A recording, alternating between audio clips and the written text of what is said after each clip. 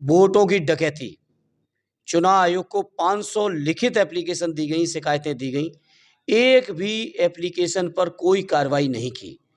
इसीलिए हम लोगों ने मजबूर होके संसद के अंदर चुनाव आयोग के लिए कफन का इंतजाम किया। जनता आएगी मैदान में। ये उपचुनाव में प्रशासनिक तांडव के मात्र से जनता देख रही है हर चीज का और सबका जवाब देगी। और अभी लोकसभा में दिया है, कोई नई बात नहीं है। तो क्या लग रहा है लोकसभा में बहुत बेईमानी के बावजूद हमारे अलायंस की 43 सीटें जीती, 5 सीटें काउंटिंग में हराई गईं और काउंटिंग से पहले की जो बेईमानी थी वो अतिरिक्त थी।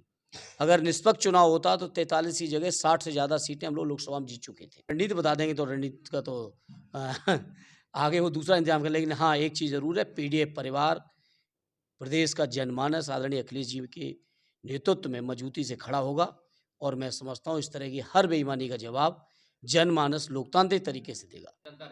नहीं, चुनाव आयोग तो हर जगह शामिल है, महाराष्ट्र में भी शामिल था। चुनाव आयोग ही उनका सबसे बड़ा टूल बना हुआ है। महाराष्ट्र में भी थे, दिल्ली के लोगों की भी यही शिकायत है। उत्तर प्रदेश में हम लोगों ने अभी जो 9 इलेक्शन हुए थे उनमें भी तांडव देखा है, मिल्कीपुर में भी तांडव देखा है।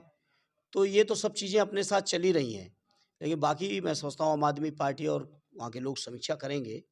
उत्तर प्रदेश के लोग अब तैयार हैं आदरणीय अखिलेश जी के नेतृत्व में 27 में एक मजबूत और ऐतिहासिक सरकार बनाने को। अब इसका जवाब तो प्रधानमंत्री जी को देना चाहिए, सरकार में बैठे लोगों को देना चाहिए।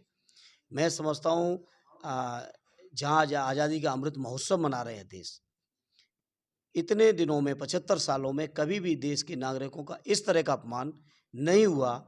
जिस तरीके से बंदी बना के, हाथ और पैर बांध के लोगों को खाना नहीं मिला, वही आप समझ सकते हैं कि अमेरिका से चले थे, कम से कम 15 से 18 घंटे की यात्रा रही होगी। लोग मूलभूत सुविधाओं से वंचित थे, वॉशरूम नहीं जा पाए, खा नहीं पाए, बच्चे, महिलाएं, बुजुर्ग हाथों में बेड़ियां, पैरों में बेड़ियां डाल के जिस तरह से भेजे गए, ये बहुत दुर्भाग्यपूर्ण है और मैं समझता हूँ देश का गौरव इससे बहुत गिरा है। इस बात को संसद में भी समाजवादियों ने बहुत मजबूती से उठाया था।